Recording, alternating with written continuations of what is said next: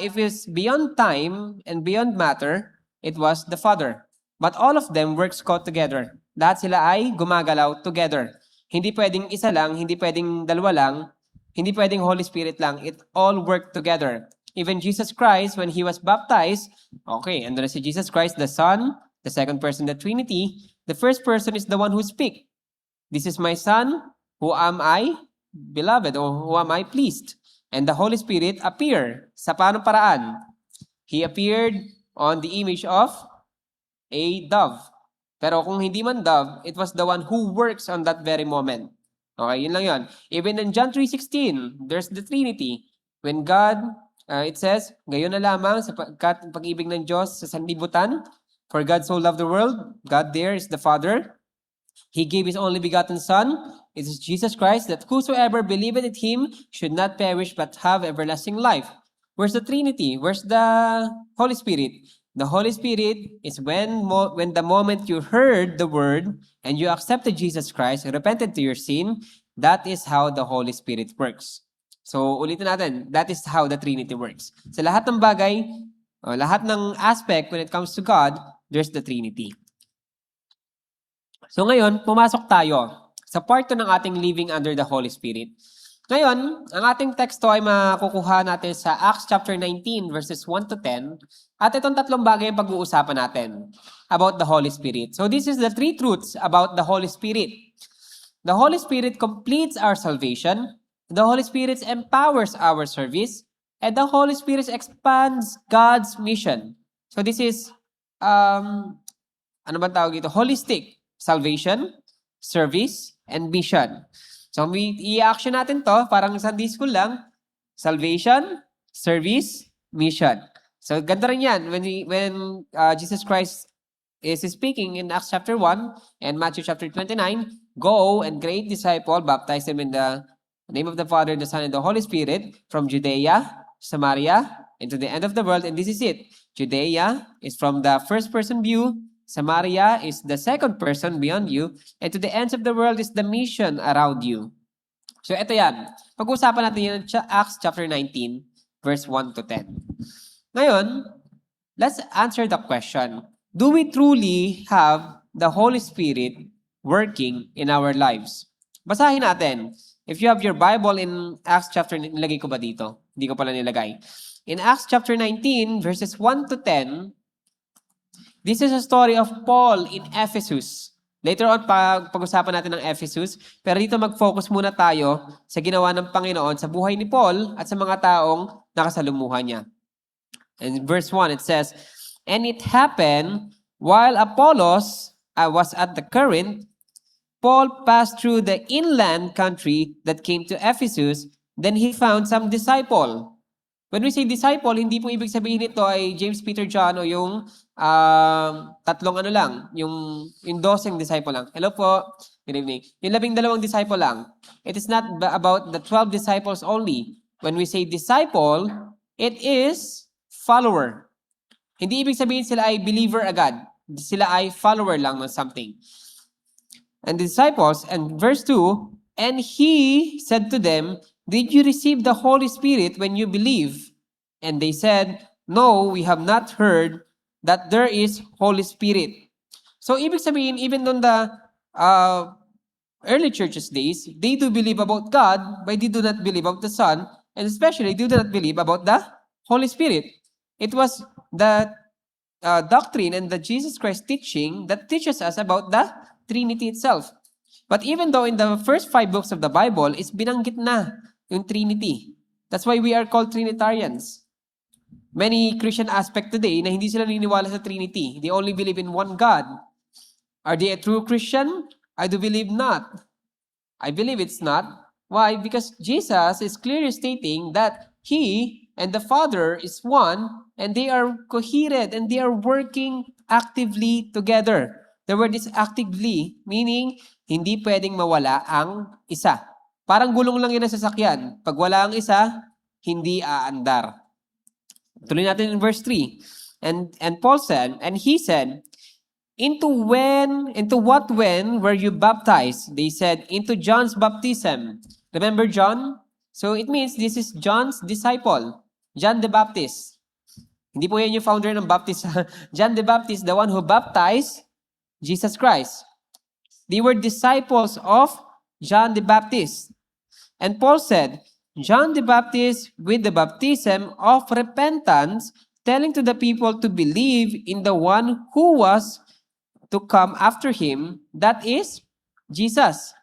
Even John the Baptist says, hindi ako worthy para i-baptize si Jesus Christ. Pero sabi ni Jesus Christ in Luke chapter 4, he said that you are the one who is making the way for the Son to this ministry. It was on my own interpretation, but it was clearly in Luke chapter 4, pinaliwanag ni Jesus Christ kung anong role ni John the Baptist. At itong mga disciple na nakausap ni Paul, they were the ones, kasi patay na si John dito, ones na disciple ni John the Baptist. Tuloy natin in verse 6. In verse 5. On hearing this, they were baptized in the name of the Lord Jesus Christ. And when Paul had laid his hands to them, the Holy Spirit came to them, and they began speaking in tongues and prophesying. There were about 12 men in all. So pag-usapan muna natin to. The laying hands, the Holy Spirit came to them, speaking in tongues and prophesying. Now, I will start this exhortation this evening in a warning. In this very verse, ito po yung ginagamit ng other Christian denominations or Christian groups that they said that you need to lay hands para mapunta sa yung Holy Spirit. It means, I would lay hands to you so that you would be blessed and the Holy Spirit will be in you. Which is taliwas sa itinuturo ng Panginoon. Ano sabi ng Panginoon? The moment that you are believer and following Christ, the Holy Spirit is in you. That's why Apostle Paul always started his epistles in the Holy Spirit may be with you. Mapasayo ang banal na Espiritu. Hindi basta Espiritu, banal na Espiritu. It means, hindi kita kailangang i-lay hands.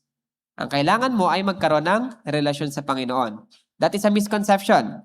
Next one, baptism. So, kung nabatandaan nyo, they were disciples of John the Baptist. It means they were baptized by John by repentance. And here, Apostle Paul rebaptized these people. Ibinautis mo ulit. So, ang tanong ko, ibabautis mo ko ba kayo ulit? Hindi na. Okay? Bakit kaya sila ibinautis mo ulit? The context here is that because they do not know, because they are blind, they are astray, sila ay naliligaw, na ang alam lang nila, yung baptism na ginawa ni John ay okay na. But they do not receive the Holy Spirit yet. It meaning, they are not yet a believer of Christ.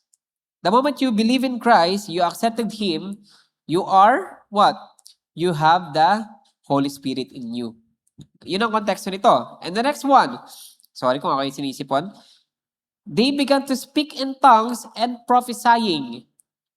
Sa panahon po natin ngayon, we do not need to speak tongues of murmur or ano tawag doon? Gibberish. Hindi po ganun speaking of tongues. Hindi po ganun speaking of tongues. Ang speaking of tongues in the context of Acts, dalawa yan. When Peter is speaking in Acts chapter 2, 3, and 4, sa multitude of men, sa kalagitnaan ng bayan, he speak in tongues. Sabi doon, he speak in tongues. Sa paanong paraan? Siya po ay nagsalita ng kanyang lengguwahe, na itong lengguwahe to, ng mga tao nakapaligid sa kanya, hindi naman siya naiintindihan. Ngunit dahil nag-work ang Panginoon, naiintindihan si Peter. That is one account of speaking in tongues. Number 2, sa 1 Timothy, speaking of tongues, with, sabi nga kanina, gibberish, hindi mo maintindihan, ang description dito is the language of angel, ngunit may kasunod yon.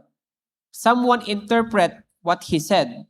May interpretator po. Ngayon, kung nagsalita ako dito ng kung ano-anong bagay, nag-gibberish ako dito, wari nag-Korean ako, na hindi nyo naman naintindihan, and you said that you were blessed, baka hindi po kayo na-bless ng sinabi ko, baka nadala lang kayo ng emosyon nyo. Ano? Pag nagsalita ako bigla, anyo sayo, saraheya. Kaka-inlove naman si pastor. Nag-Korean bigla. Hindi mo naman naintindihan, di ba? It is just gibberish. Someone needs to interpret it. Yun po ang speaking of tongues. And tanong, sa panahon ba natin ngayon, meron pa nun? Wala na po. Kung meron man, di naman ako nagsasalita na tapos na, no? Kung meron man, magpapadala ang Panginoon ng someone who will interpret it. Pero kung walang interpreter, I don't think that's the real speaking in tongues. The next one here, ito, medyo controversial to. Prophesying. May napuntahan ako church, nagpro-prophesy talaga sila. Alam mo, mapopromote ka, sabi sa akin. College pa lang po ako. First year pa lang po ako sa Maritime. Marine kasi ako noon, Maritime student. First year pa lang po ako sa Maritime. Mapopromote ka, baka papasa ako, baka yun ang ibig niyo sabihin. Prophesying, sa panahon ng Old Testament, it was true. Bakit? They were prophesying about Jesus Christ coming back. And here, the word prophesying na sinasabi dito, hindi po prophesying na magsasabing mapopromote ka o yayaman ka. Yun po ay panguhula, fortune telling. Ang prophesying is about telling the people about Jesus Christ coming back. So the word here that they said, and prophesying, they prophesied that Jesus Christ will come back. Tulad nung sinabi niya, nababalik ako. Nababalik ako na parang isang magnanakaw na walang nakakaalam kung kailan darating. That is prophesying. Ngayon, if I prophesy na after 5 years, lalaki tong church na to, hindi po prophesying yun. That is declaration. Ngayon, kung nakakita ka ng isang tao na nagpa-prophesy daw, I do not believe that it came from God. May isa pa dito, na, and they were 12 in men. May isa pa dito, dagdag ko na rin siya, yung dreams, yung pananalangin, yung pananaginip. You know, dreams, naniniwala ako na galing to sa Panginoon.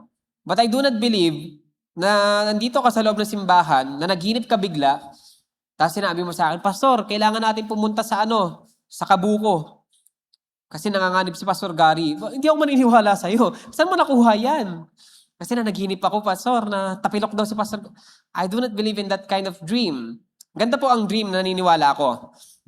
You are in the Middle East, isa kang born Muslim, tapos biglang hindi mo narinig si Jesus Christ anytime, hindi mo nakinig si Jesus Christ. Wala kang narinig about Jesus Christ at any part of your life. And then one day, you said that you dreamed about Him. I can believe. Pwede ako maniwala na ganun. Why? Because Jesus Christ or God will intervene. That is what we call divine intervention.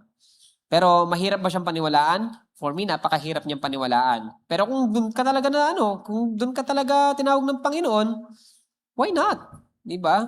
Isa lang naman ang hinihingi ko eh. Isa lang ang hinihiling ko. Basta tama ang puso mo at talagang ligtas ka, good yan. No matter what, kung paano ka na ligtas. Kung ikaw ba'y nanaginip, ikaw ba'y nalaglag, nag-agaw buhay, nakakita ng trucks, wala na akong doon. Hindi ko alam kung paano nag-work ang Panginoon sa'yo. Okay? Pero, kung ikaw ay nanaginip, tas gusto mo akong papuntahin sa Trece, o sa Baguio, sa Palawan, kasi sabi mo, may kailangan akong iligtas doon, mali ka na. Kasi hindi ko kaya magligtas. Hindi po ganoon ang dream, ang baptism, ang prophesying, especially speaking of tongues. Linawin natin yan. Sige, sunod tayo on verse 8.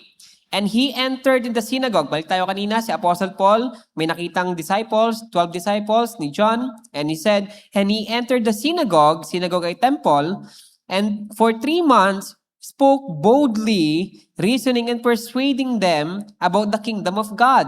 But when some become stubborn and continued unbelief, speaking of devil of the way before the congregation, he withdrew from them and took the disciples with him, reasoning daily in the hall of Tyrannus. And verse 10, and this continued for 2 years, and all the residents of the Asia heard the word of the Lord, both Jews and Greek. Napunta tayo dito. Synagogue, for 3 months. 3 buwan si Apostle Paul doon sa synagogue. Anong ginagawa niya? Speaking boldly about Jesus. So contextually, si Apostle Paul po ay isang scribe. Matalinong tao si Paul. That's why he can enter the synagogue and he can debate and pursue them. Kaso hindi siya nanalo kasi may mga tao umuupo sa kanya. Sabi nga dito, the evil of the way. Yung way dito ay big W. Evil of the way ay talagang malakas. They withdrew. Pero sabi dito sa verse 10, lahat daw, both Greek and Jews, Hintil at Hudyo, ay nakarinig ng salita ng Panginoon. So that is how the Holy Spirit works here. This is the whole context of chapter 19. Ngayon, let me give you three points about the Holy Spirit that works in Paul's life in this very chapter. Number 1, the Holy Spirit completes our salvation. So balik tayo doon. Sa verse 1 to 4, sabi ni Apostle Paul, did you receive the Holy Spirit when you believe? Ang sabi nila, they replied they had only received the baptism of John the Baptist. So ano bang ibig sabihin nito? Number 1 is repentance prepares the heart. Si John the Baptist, he emphasized repentance. He emphasized repentance and he said na barating ng Panginoon, you should repent. John's baptism was a baptism of repentance. It prepared people for the coming of Jesus Christ, and repentance opens the door for salvation. Ito ang konteksto ni John. Ano pang kasunod? True salvation comes only from when a person places faith in Jesus Christ, and the Holy Spirit is given when a person truly believes. So balik nga tayo kanina. Ano sabi dito? Tinanong siya nila ng Apostle Paul, did you receive the Holy Spirit when you believe? So ano sabi dito? The Holy Spirit is only given to a person when they truly believe. Kapag sila ay tunay na nanampalataya. At pangatlo, religion without the Spirit is incomplete. Remember, these three people was called disciples, tagasunod. Buntot-buntot ni John the Baptist. But these disciples were sincere but spiritually incomplete. Meaning, you can do ministry but you are incomplete. Maaari po yan. Why? Because the Holy Spirit is not in you. Maaari ka nang maging pastor kung may mag-call lang sa'yo na church. But if you do not really believe or truly follows Jesus Christ, the Holy Spirit is not with you. You are incomplete. So these disciples were spiritually incomplete. So sana tayo ay spiritually complete. So sabi dito, a person may attend to church, know doctrine, or perform religious duties, yet needed the transforming presence of the Holy Spirit. It means, hindi maaari ka pala na mag-perform sa church bilang isang ministro o isang tagasunod ng Panginoon, pero ikaw ay kulang sa Holy Spirit. When we say Holy Spirit, wala po yung parte-parte, it means wala kang Holy Spirit sa puso mo. Wala kang transforming presence of the Holy Spirit. Ganun ka pa rin tulad ng dati. What do I mean? Pwede nagbagong buhay ka, pwede naging mabait na tao ka, pero makasalanan ka pa rin sa mata ng Diyos. Why? Because Jesus Christ is not in your heart, and because of that, the Holy Spirit is not in you. That is the vice versa. Number 2, about the Holy Spirit empowers believer. Sabi sa verse 5 to 7, after hearing the full gospel, kanina narinig lang nila is repentance from John, now is the full gospel, they were baptized in the name of Jesus Christ, and when Paul laid hands on them, the Holy Spirit came upon them. Ano ibig sabihin nun? They were blessed, and at the same time, they believed. That's why the Holy Spirit is in them. At anong ginawa nila? In verse 6 and 7, they began to do the ministry. They begin to do the ministry. Contextually, maaari itong mga taong to ay katulad lang din ni Peter. Contextually, maaari. Why? Because they are follower of John. Ano bang itsura ni John? Si John po ay gusgusin. Nasa wilderness. So, maaari yung mga taong kasama niya doon, katulad lang din niya. Fishermen, probably beggars, but they were disciples of John. But these people had enough courage and power from the Holy Spirit to the point that they could speak and prophesy about Jesus Christ. So that was the context. If you have the Holy Spirit, it empowers you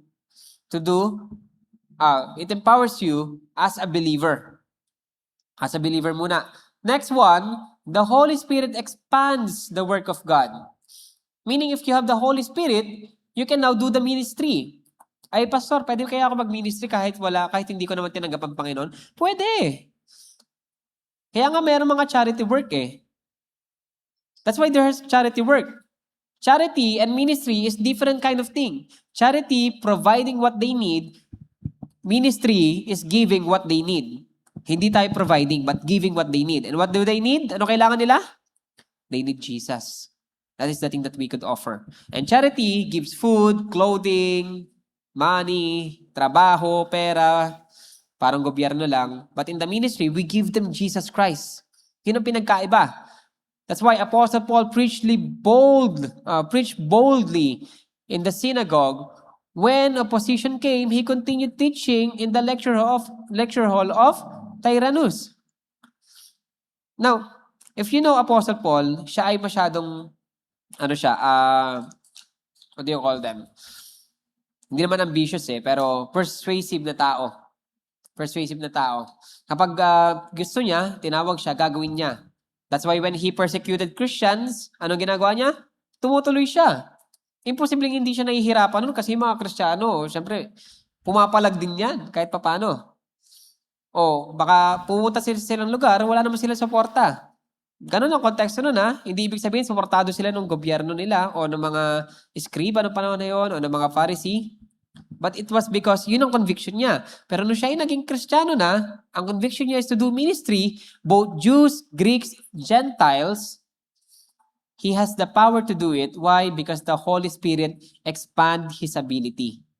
Because of this ministry, all of the Jews and Greeks, pag sinabing Greeks, ito yung mga hintil ng panahon na yon, in the province of Asia heard the word of the Lord.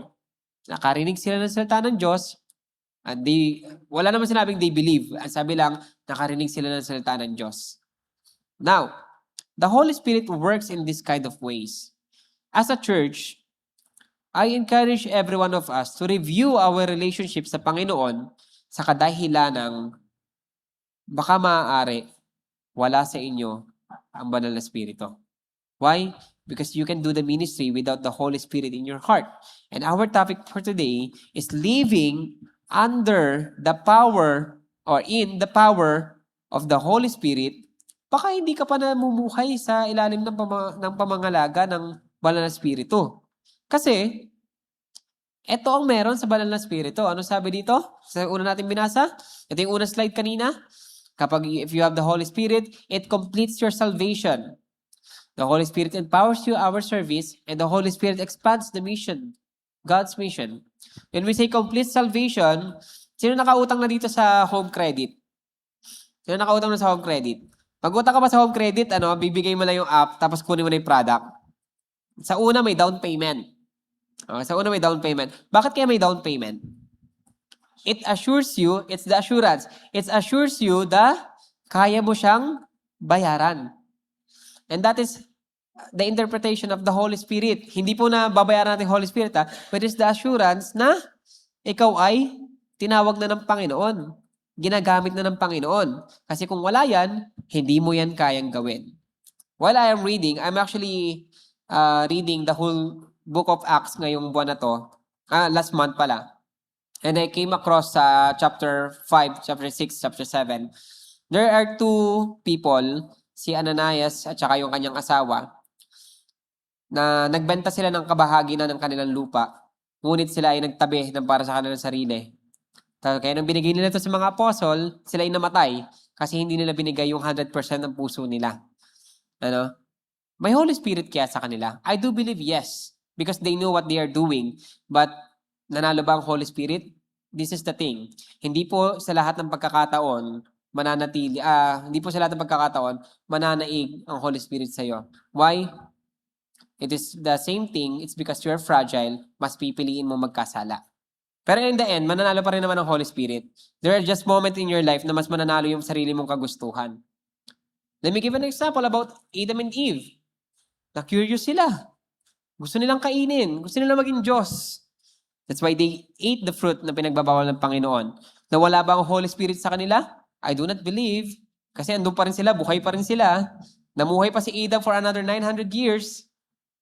Nawala ba ang Holy Spirit? Hindi po siya nawala. But there were times na mas nananalo ang personal nating kagustuhan kaysa sa Holy Spirit. In other words, When we talk about the Holy Spirit, sometimes, ito yung akala ng mga tao. Binabagabag na ako ng konsensya ko. Sometimes we talk about the Holy Spirit as a konsensya. But no, it is the Holy Spirit who is talking with you. Nakagawa ka ng mali, nagkasala ka, it is the one who talks with you. Mali na yung ginagawa mo, hinahanap ka ng kapatiran, no? Ano ba mga, madalas pa nang bumabagabag sa sarili natin. Paano yung pastor, di ako binabagabag ng sarili ko. O, matakot ka na. Baka wala sa iyo ang Holy Spirit. Matakot ka na. Review your salvation sa Panginoon. Baka hindi totoo yung pagkakilala mo sa Kanya. Kasi hindi ka na binabagabag eh. The question here is not simply, do I know about the Holy Spirit? But rather, is the Holy Spirit actively working in my life? So, sa pagtatapos mga kapatid, ang bilis lang ng ating ngayon, ng ating exhortation ngayon. Sa pagtatapos natin ngayon, ask yourself, do the Holy Spirit is actively working in my life? Meron ba akong kasalanan na hindi ko maiwan? Meron ba akong galit sa puso ko na hindi ko maiwas-iwasan? Because kasi kung talagang ligtas ka na at nagwo-work sa iyo ang Holy Spirit, you can learn to live like Christ. Hindi man 100%, but you learn how to live like Christ. How did Jesus Christ live? Sa mga preaching na pinagdaanan natin nakaraan, someone betrayed Him. Yung mga taong pinagaling niya, pinakain niya. They were the one who's shouting na ipako sa krus. Even though wala naman siyang kasalanan, ipinagpalit ang taong kriminal para sa Panginoon. Ganun na buhay si Jesus Christ. Pero nung ginawa niya, in the blink of His death, ang sabi niya, Father, forgive them, for they do not know what they were doing. So po, patawarin mo sila, Panginoon, sapagkat hindi nila alam ang kanilang ginagawa. Yun ang sinabi ni Jesus Christ. If you have the Holy Spirit in your heart, you can live like Christ, even though it is not 100%, but you can have the perfecting life like Jesus Christ. Sa akin pagkatapos ngayon, ask yourself, is the Holy Spirit actively working in my life? Kasi kung hindi, baka mag-rapture na. Maiwan ka. Nakakatakot na. Di man natin pag-uusapan ng ngayon, ng end times, pero kung babasahin mo the whole Revelation, lahat ng senyales nandito na. Sakit. Nagdaan ng pandemic, it was 6 years ago. And do you know the number 6 is? Hindi nyo alam? Hindi naman ako nagpapapasay na magdadaling ng Panginoon, Pero sometimes siguro, ilagay natin sa Sunday school natin to, the numbers in the Bible. Maganda pag-aralan yan. After 6 years, ito naman, wars. Anong kasunod? After wars, after years, famine, gutom. Tumataas na uli ang gasolina. Matakot ka na kung wala sa iyo ang Holy Spirit. Bakit? Malapit nang dumating ang Panginoon. Hindi ko sinasabing parating na for the next 10 years, 20 years, pero malapit nang dumating ang Panginoon. Hindi ko alam, pero dadating siya. Tayo pang lahat ay manalangin. Dear God, Heavenly Father, we thank you for this day, for this night, Panginoon, na ibinigay niyo sa amin to study your word. Lord, may you help us and guide us as we continue to live in a Christ-likeness. Lord, we ask you, O Lord, for the assurance ng aming mga buhay, na kung kami man, Panginoon, ay may mga kasalanang itinatago, mga kasalanang hindi namin maiwan, Panginoon, we pray that you will capture it, that you will hold it, dahil, Panginoon, hindi namin kaya panlabanan to ng kami lang. Lord, we pray for each and every one of us here na hindi man namin kasama ngayon ang lahat ng kapatiran namin sa simbahang ito. But Lord, we pray for you to hold us and keep us away from any kind of danger. May the Holy Spirit works in our life. Lord, we pray that you are gonna protect us and our family and our heart, Panginoon, dahil ito ang unang sinisira ng kaaway. Lord, as we continue to pray for you for this evening, may you guide us and bless us throughout this day in our life. In Jesus' mighty name we pray. Amen.